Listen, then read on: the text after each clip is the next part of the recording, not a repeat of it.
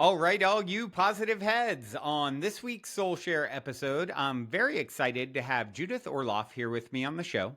Judith is a New York Times bestselling author of the Empaths Survival Guide and her latest book, The Genius of Empathy, where she offers practical skills to heal yourself, your relationships, and the world at large. Super excited to have you here. Hello, Judith. Welcome to the show, my friend. Hello, Brandon. Good to be here. Yeah, it's cool to find out we're just a few blocks away from each other. That doesn't happen very often No, as we record. So very cool. Well, if you would take a moment and answer my cliche opening question, which is this: you're in an elevator. The woman next to you looks over, says, "What's your passion?" You have 10 floors to answer. What do you say? healing. And you got 9 floors to explain what that is next. This whole podcast will be nine slow floors. How about that? Nine Um, slow floors. Healing is an energy that comes from the heart. yeah, And this is in contrast to the head.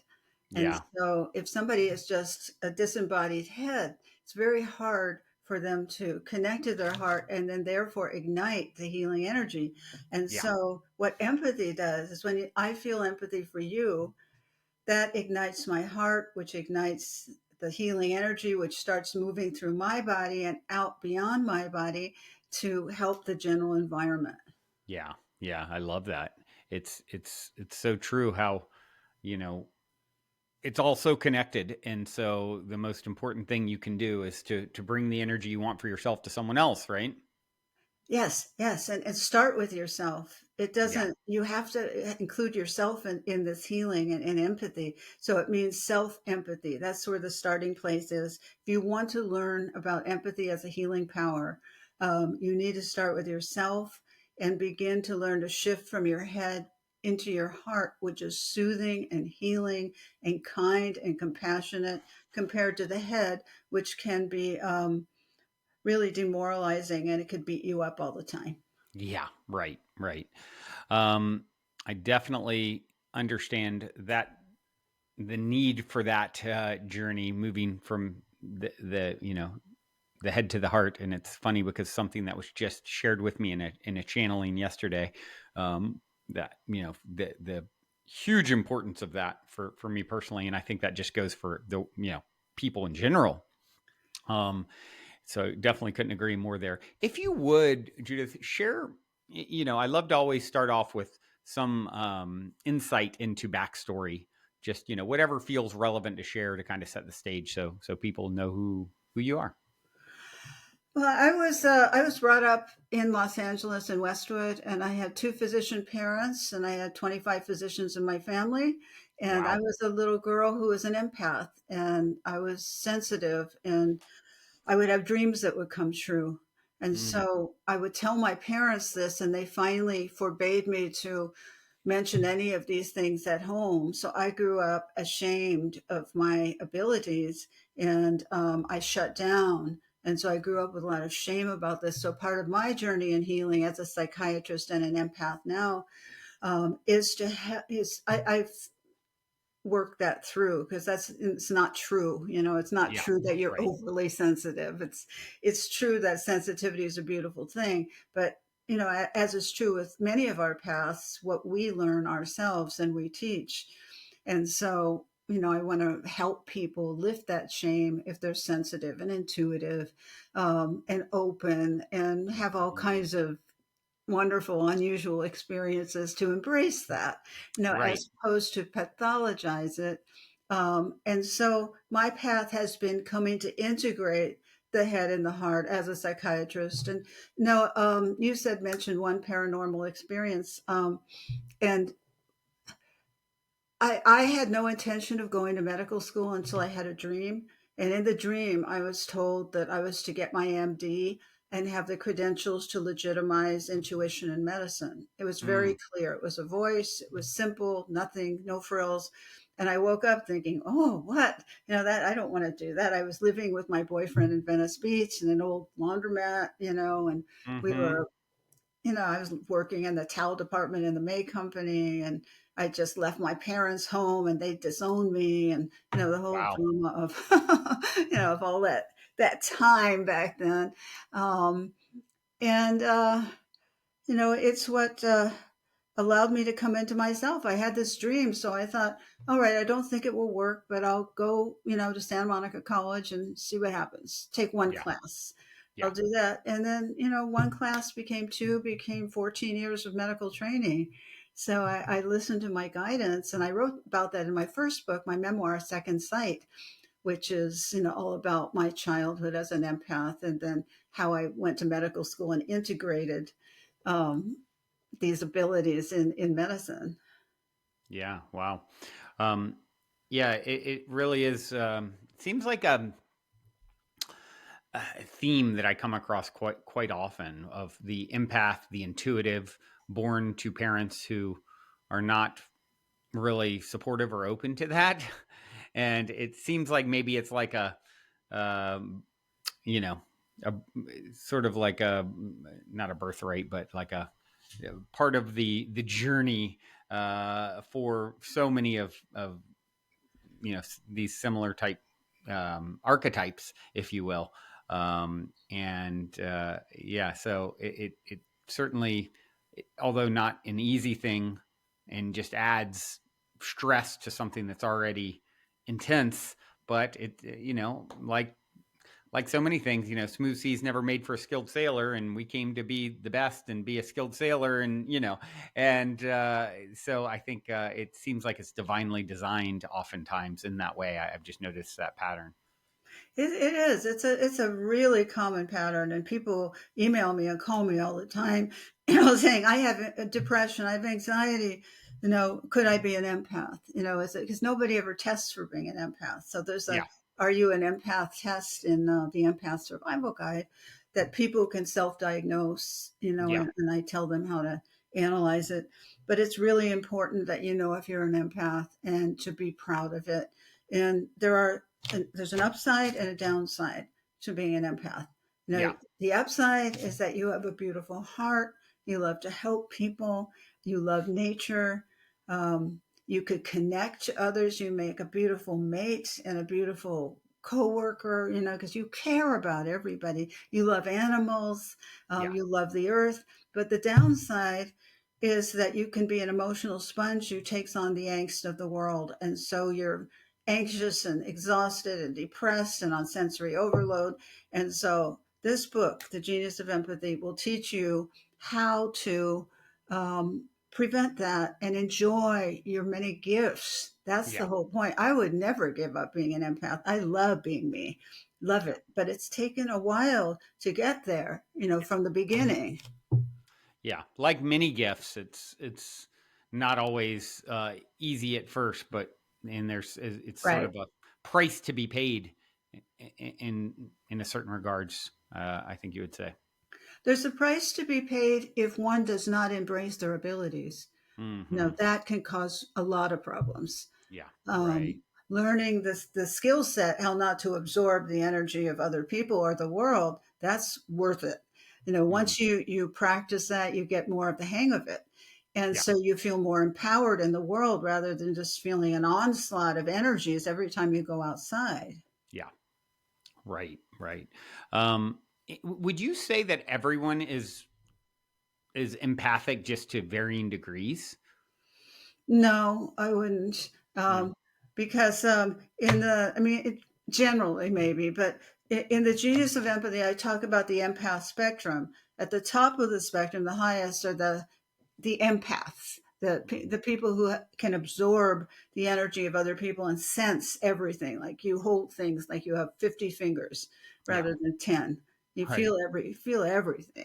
I feel like I'm kind of moving, underwater all the time. It's Yeah. an interesting perception.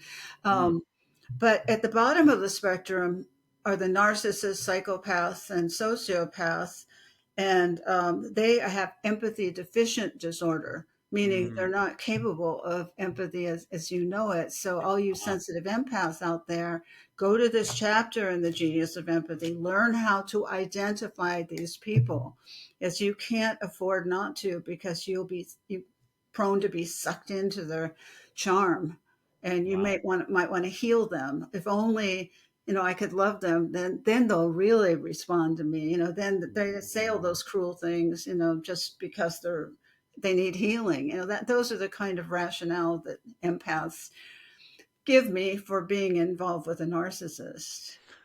Right, right, right. And it's almost like, would you say that it's sort of like yin and yang in a sense where they're drawn to each other because of the, oppositional natures? Yeah, there's a chapter in the book called The Toxic Attraction between the empaths and the narcissists. And the narcissists, of course, love the empaths because they're all giving and loving, and they want to heal them, and they want to please them and make them happy. And the narcissists, on the other hand, can't give love like that. They don't have that capacity, and they're not really interested in it. What they're interested in is power, Yeah. to have power over somebody. And that's a very different motivation, everybody, when you see this. And the narcissists will seduce you. They're Yeah. seductive, they'll love bomb you. And you can't be swayed by that. You need to recognize that as a potential problem, Yeah. not as, Right. oh, this feels so good. This is my soulmate. You don't want to, this is not, something's off here. There's a red Mm-hmm. flag if somebody's love bombing you. Mm. Yeah. Yeah. That's a very interesting point, actually. Like, you know, I don't know if people have I've never really thought of it in that way. That's a red flag. If someone's love bombing, like, what, why? And I guess it makes sense if you stop and think about it. It's like, why are you going so over the top with something? It's like, it's almost like thou profess too much, Right, right? right. It's sort of that energy. Right, right. As opposed to just a subtle heart energy. I've been with people at parties and I've been love bombed. It could be by anybody. There's one spiritual teacher that was love bombing me, and it was irritating me, because I could feel, she knows how to move her energy through her heart. But Yeah, keep it to yourself. You yeah. don't have to love bomb me. I don't like it. I feel like it's intrusive. Mm. Did you feel could you sense that there was some hidden agenda with it? Uh, in Oh, this I instance. think her agenda was probably fine, that she wanted to share all her love with me. And I think it's fine, but she didn't take into consideration that I have really strong boundaries and I don't like things like that. I Mm, feel them as intrusions, and I mm, don't look at it as just, oh, that's so nice. Let's connect. I want a choice about who I connect with. I don't want yeah. someone to just draw me in with all this loving energy that is not something I asked for at that moment. Right, right, right. It's like the importance of reading the room and reading the cues from other people of where they want to go in the energetic dance, right? Right, but I've got to tell you, like, I could be with somebody else, and just anybody, just a lovely person who's giving me a hug, and I feel the love coming from their heart, but it's Mhm. not this enormous wave Yeah, of tsunami of love.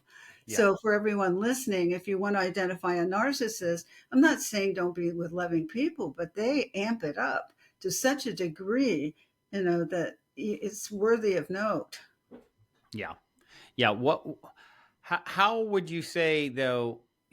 Okay, the difference between a narcissist doing that, right, which is obviously there's a hidden agenda of wanting to sort of manipulate for the ultimate aim of achieving power, right?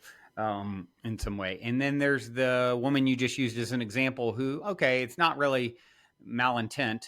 It's just not, there wasn't consent. Yes, there wasn't Right. And, consent. and so Right. there's a difference Exactly. there. So I guess, what would you say is, how can people tell the difference, navigate these two things? Because one in that scenario is a bit of a threat, right? And the other is just like annoying.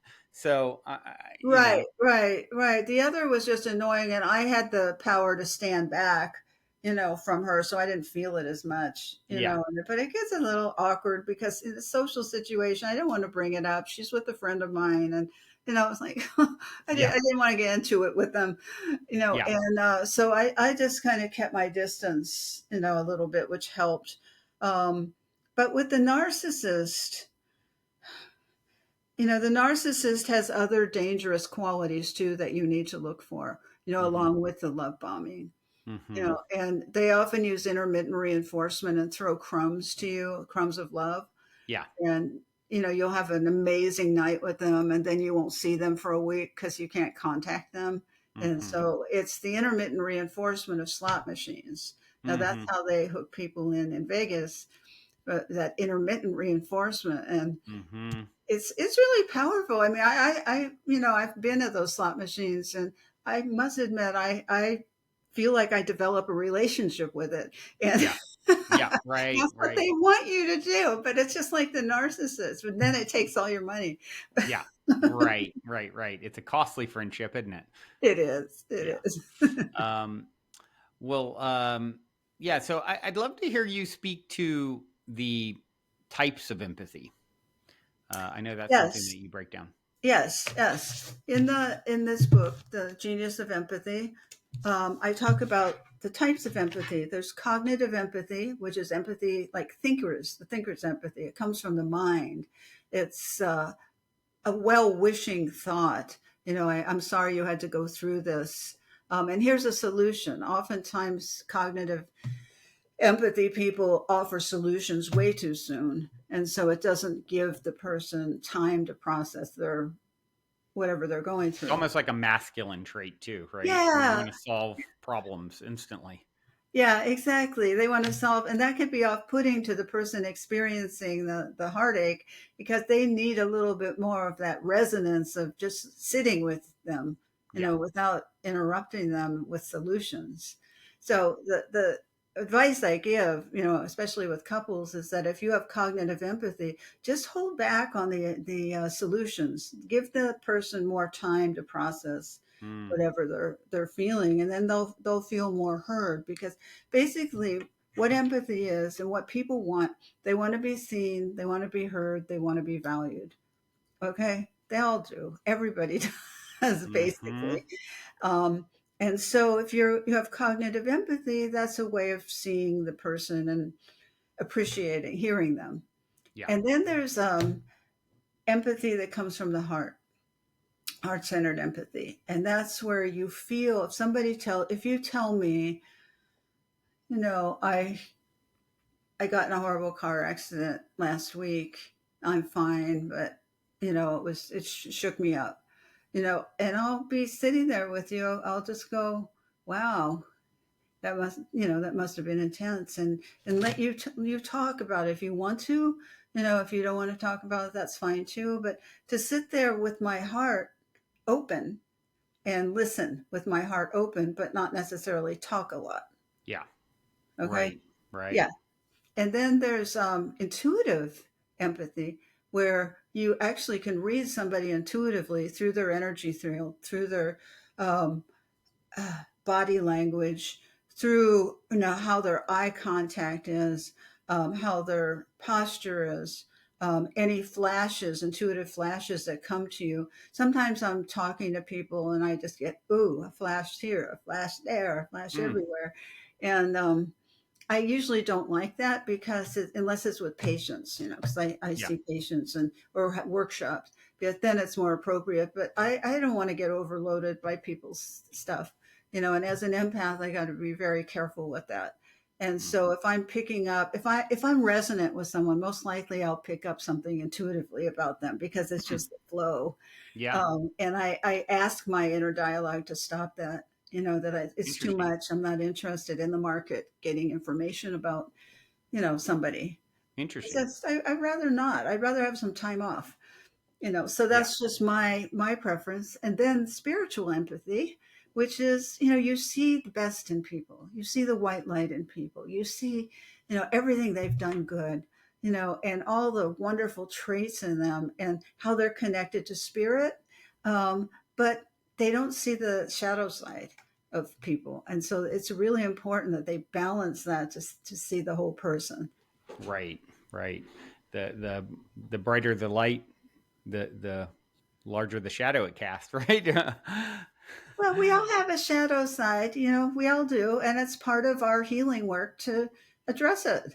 Yeah. Because if you don't, then you're in big trouble. Yeah. Right. Right. Yeah. That's very interesting.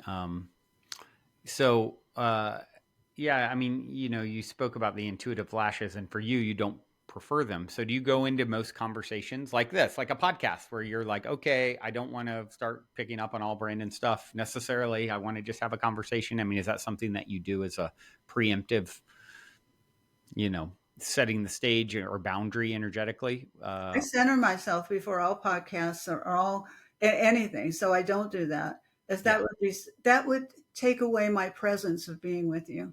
yeah, yeah. It would Right. distract me to hear about this or that problem or that argument or this or that. I don't Hmm. want to hear about it. Very respectfully. Yeah. I'd rather just be able to stay centered and present with you and Right. experience you in this moment of us together. Right. Right.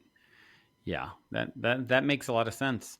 Um, do you ever find yourself going the opposite direction with it and saying, okay, in this instant, like you said, with a client or something, I'm going to use, because this is like a intuitive, you know psychic gift, some would say, right? So when you're getting information beyond what's being said, do you ever get things that are like helpful to pass along to the person that you feel like obligated to share?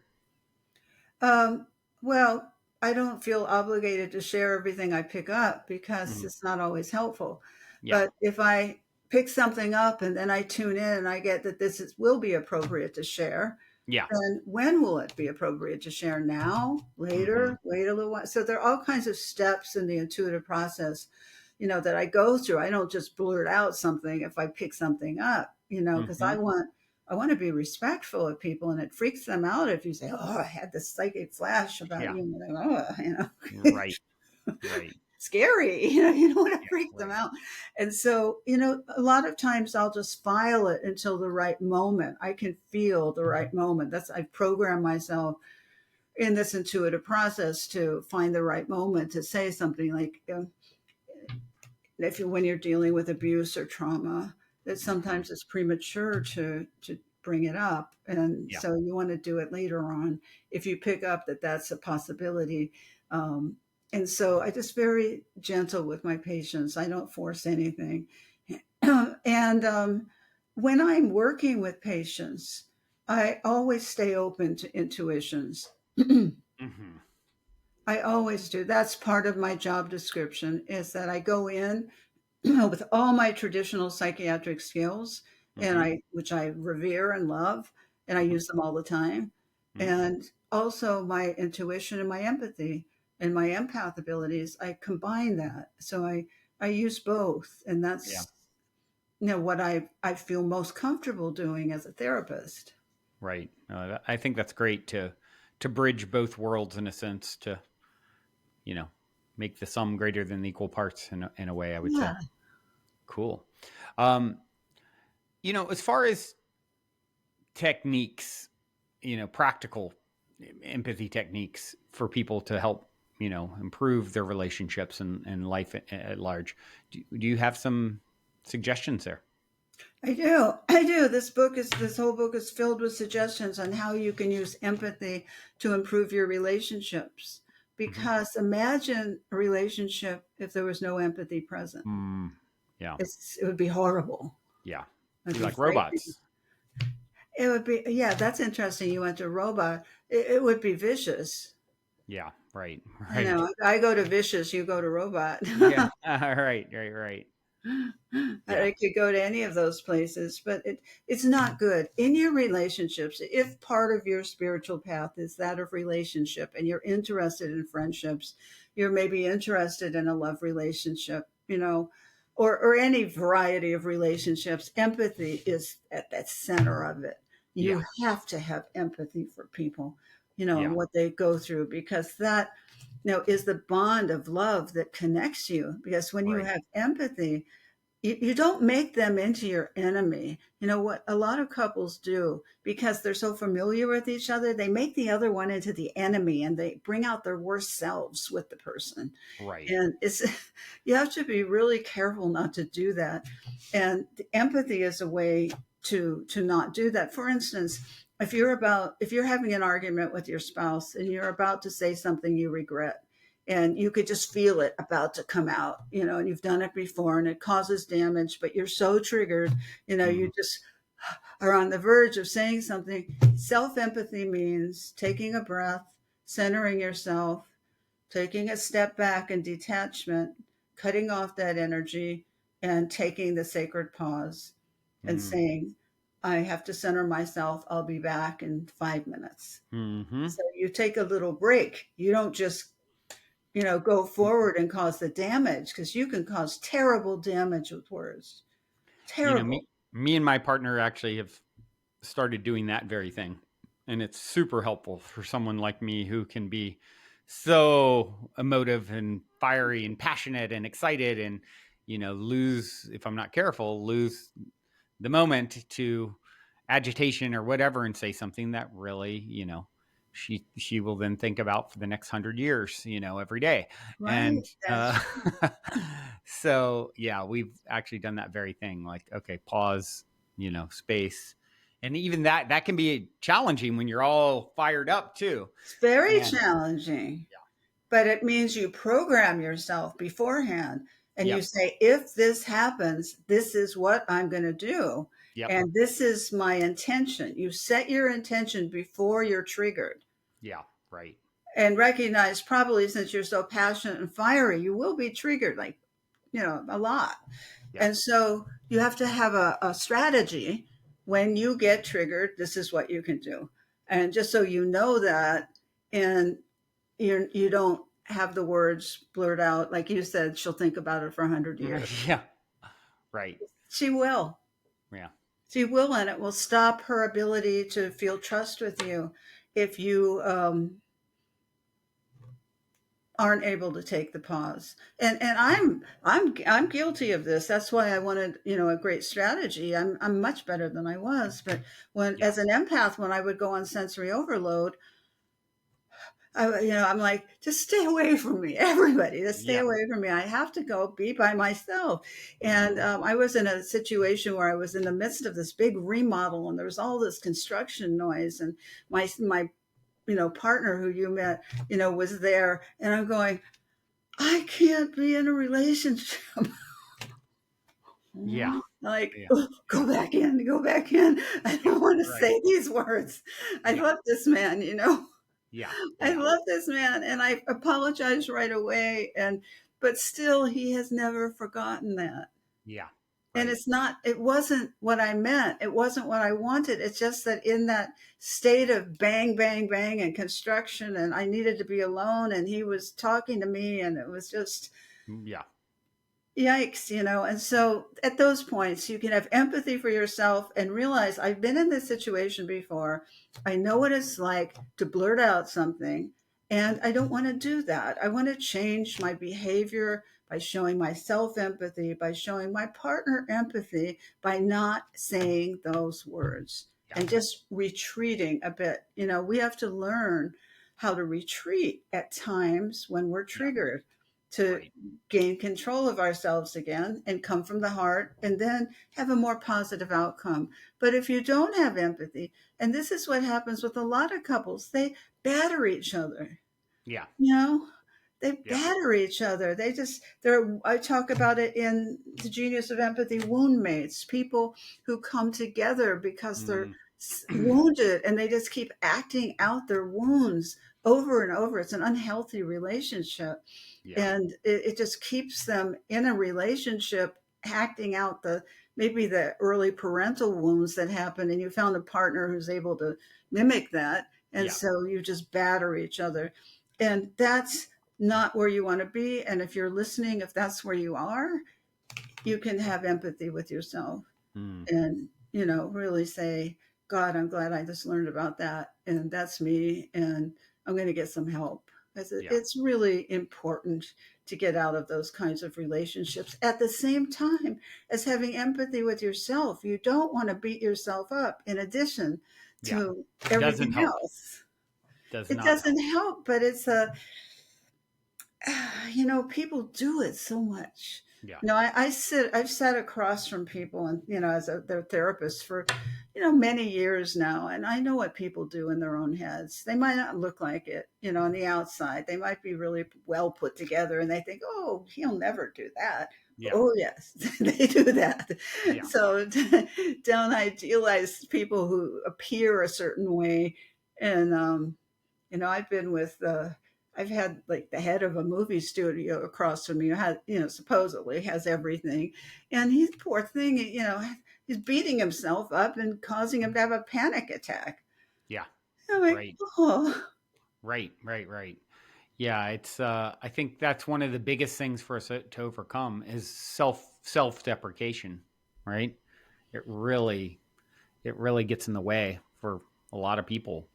And, being able, that's why there's a chapter on self empathy, because I've had many conversations with therapist friends over the years, and it's just so much easier to have empathy for other people than it is yeah. for ourselves. Yeah. And I think that's just the nature of the human condition. Yeah. Though it is absolutely critical that you have empathy for yourselves, everyone listening. And what that means is when those negative voices come in your head, to not allow yourself to go there, and you can make a shift. Either you could do you there's a lot of strategies in here to make a shift. Put your hand on your heart, take a breath, feel the heart energy, picture the ocean, picture a gull soaring in the sky, picture holding hands with your beloved. Whatever it is that brings you back, you have to learn how to shift out of that into a more loving place. And it just takes practice. And I've had times in my life where the best I can do, and it worked, was saying, "You are not allowed to go there." If I'm Mm, if I'm if I'm obsessing about something, about a fear, let's say I yeah. have a fear and I keep thinking about, you Yeah. are not allowed to go there. Stop it. Yeah. Because sometimes it's just you need to do that. You have to discipline your mind because it gets really out of control with imagining worst case scenarios, Yeah. all kinds of things. So that's the nature of the mind, and that's what I hope people can learn in from the book is to appreciate what the mind can do, but Yeah. also appreciate limitations of the mind. And the mind can be a torture chamber. Yeah. The Totally. heart is not a torture chamber. The mind can go beat, beat, beat. So you need to make a commitment if you want to go on an empathic path to not beat yourself up. Or, as I have a Taoist teacher who I study with, and he says spiritual progress is just beating yourself up a little bit less each day. Mm. Interesting. Yeah, so that's empathy, right? It's like don't be too hard on yourself, but go on the path towards empathy rather than go on the path towards beating yourself up. As you Right. make that choice, you can go on that path and beat the rest of your life, but I Yeah. don't advise it. Yeah. I like that. What your Taoist teacher said, it really is like we realize we are the biggest obstacle to, We all are the the things that we biggest want. we're the biggest obstacle and we're the biggest ball of light. Yeah. Right. We're both. We're perfectly imperfect. Yep. Would you say, empathy? Of course, I am very fascinated by, um, metaphysical sort of happenings and psychic abilities and gifts and stuff. And obviously, this is very tied in. And I'm curious what, especially coming from, a very balanced background like you do with this stuff. What is your thought on empathy and the empath and how it relates to our evolution as a species? Like, is this something where you see people becoming more empathic and it leading to more, let's say, intuitive or psychic abilities? Certainly in the last 20 years since I've been out and about on this, this circuit and in this world, it's been really growing and growing and growing. And people are just flocking, to me and others who can help them in a psychotherapeutic context to integrate this as opposed to pathologizing it. And Yeah. I think we're coming, there's more and more of us. And I do trainings for healthcare practitioners to integrate Mm, this into patient care. So And I have Wow. something on my website, which is a webinar, on how healthcare professionals can do it. But I also supervise my residents at UCLA with their patients and teach Mm-hmm. them how to do it. Mm-hmm. So it's a matter of education. Yeah. But I think we're heading in the right direction in terms of empathy. I see empathy as the force that's going to save the world. So, Mm. when you ask me about that, it's like that's the most important force because empaths are the best stewards for the earth because they feel the earth as if the earth is the mother. It's not just an environment, it's the mother. Yeah. And we're connected to it. And empaths know that. And empaths also know about the interconnection between all human beings Yeah. because they feel the community. They can feel it as Yeah. opposed to others who are much more dangerous, where it's just a theoretical notion, Yeah. and that doesn't get you anywhere. That doesn't mean anything. That won't motivate anybody to do anything. It's just an idea. But if you really get that how interconnected your body is, with all of life and the earth, and it's our job to protect the earth, that empaths know that. All right. So that isn't something you have to debate. And the fact that these people are debating it so much, it just is very tedious. Yeah. This is, because they don't know though. They don't because they're not empathic. They're not, open to their intuition. It just seems like an idea to them. Yeah. Right. So Right. it's not the same as we might feel it as like, this is our family. This is our Right.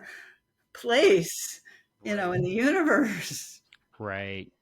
Do you think do you have any sort of perspective or thoughts on, you know, how many people on the planet are empathic or opening up their empathic abilities versus the other end of the spectrum, the narcissist? Obviously, those people can tend to dominate. So we see a lot of it. But I'm curious if, if your feeling is, you know, more empathy is on the way and more people every day versus, the narcissist end of the spectrum and their dominance on the planet. I think it's a war between light and dark. I really Yeah. do. It's Star Wars. It's Yeah. Right. there's lots of people who are more and more and more empathic people and intuitive people and empathic leadership. I have a chapter on that in the book. Mm-hmm. More and more empathic leadership where you don't have to be a narcissist to be a leader. Yeah. Unfortunately, narcissists love being leaders. Yeah. Right. That's what they're into. Yeah. And so we're living in a time where we see the world stage full of narcissists, like Yeah. everywhere. Yeah. So you get to learn from them. Look at this. This is not who you want to model Yeah. yourself against, your children. You want them to be Right. like these people? I don't think so. But Right. then if you have empathic leaders, like let's say Jimmy Carter, or Nelson Mandela or the Dalai Lama, Yeah. it's a whole different energy. It's extreme intelligence combined with the heart. Yeah. And Right. so you have to decide who you want to model yourself with. And the only thing that's a problem is that people get very discouraged and they want to give up. Yeah. They feel like, what good is it? One person or two people or this circle of people, what good is it? And I tell you, this book is all about celebrating the power of the individual, Yeah. and the power of what we can do in our own meditation space, what we can do to help others through the power of prayer and sending love to others in the world we may not even know. It doesn't matter if we know them or not. It Yeah. just matters we want to bring everything together as best we can. And Yeah. so you have to know that you are truly powerful, sitting alone with your candles lit, at night with your hand on your heart. That Yeah. goes a long ways. But Yeah. you see, the mind says, what could one person do? But the Yeah. heart, one person can do a lot. And plus, it's not only one person because there are others out there by their meditation spaces doing exactly the same thing. Right. Right. So Yeah. It's and you're essentially linking up energetically with those people, who are in that heart space. It's kind of like the imaginal cells and the butterfly. that come online, and then they're connecting and working together. And, that, I think that's a very powerful point. Like, you don't have to be, in physical proximity, or, it's like literally contributing your heart energy to the collective, and they've done very fascinating experiments with this sort of thing, with like mass meditations, and where it shifts, the crime rate. Right. And I'm sure you've heard all that. So it truly is the most powerful thing you can do to contribute, in a world where I think so many people feel so disempowered and whatnot, is like, go within and move into your heart space, and you are affecting the collective as a part of the collective. And I think that's a really empowering thing to do in a world that otherwise can seem like, what could a little old me ever do, right? Yes, and don't give up. Just learn more deeply how powerful that heart space is and how powerful empathy is. See, if you doubt it, the mind will doubt it. But if you experience it through your heart time and again, you'll get a stronger faith in it. Yeah, And, my path for my entire life, is empathy and intuition. yeah, Those are what I truly value, the most. So I'm pretty clear on that. yeah, I have good days and bad days like everybody else, but you yeah, know, I'm pretty clear on that. That's no matter what's happening on the outside, I'm pretty much heading towards that light, yeah, you know. yeah. Right, right. And I And I invite think that's you to in come with me. Yeah, and that's the important thing, is like, even if you get shaken and you have a bad moment or day, or fight with it's like, how do you come back to being in your heart? Every moment is another chance to turn it all around. And that's the most important thing. Beating yourself up for something that's past, and, oh, I wish I'd navigated that better, like, welcome to the club. Like, the worst thing you can do is beat the drum of that and continue to focus on that. The That's best right. thing that you can do is, okay, the best time to have been on my best behavior and in my heart would have been, yesterday during that argument, or 10 years ago. And the second best time is now. Like, so, bringing it back to that, over and over and over and over again is I believe fundamental and key. Right. And if need be, crawl back to your meditation also. Yeah, Just right. get on the ground and get Yeah, there. right. Exactly, exactly. Well, I'd love to hear, Judith, as we start to kind of wind down a little bit here. What, as I mentioned, I love story time and stories of synchronicity and serendipity and positive paranormal stories. And just wondering if you have any story or stories that feel inspiring to share. Oh gosh, I have so many of them. I'll tell you a short one. I think it's funny, and it makes me I get such a kick out of synchronicities, and Me too. I That's why I always asked the look at them. question as a staple.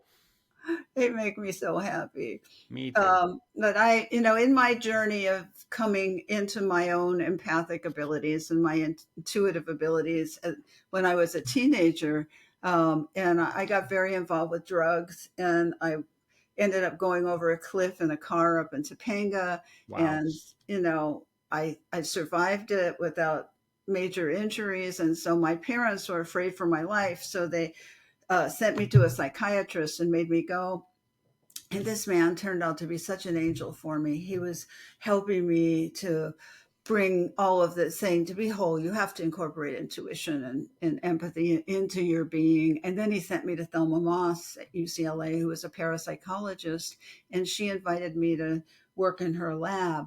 And I learned about all kinds of, paranormal fun things, the Mm-hmm. Mm-hmm. science of it. But anyways, I knew this man, the psychiatrist, throughout many years. And when he died, I had a dream about him. Mm. And, and I said, Jim, are you dead? Mm-hmm. And he says, I don't really look at it that way. That's a great answer. Maybe to you, but not to me. Right. So Very it cool. just brings in the cosmic wink of everything. Everything seems really serious, and it is really serious in the world, but also remember the lightness of being, Yeah. that empathy will bring you. Enlightenment, right? Lighten up. Lighten up a little bit, because empaths tend to be overly serious. Mm. They tend to really, take things intensely. They're very intense. They can be Yeah. intense. So it's good to let it go and just go talk to the tree or something. Go talk to a Right. flower. Right. I like to say nothing matters and everything counts. So, you Exactly. know.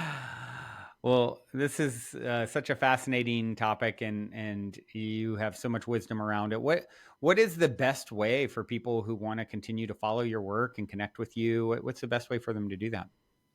Well, my website is Judith Orloff, ORLOFF.com. Um, this book is on Amazon and The Barnes and genius of Noble, empathy.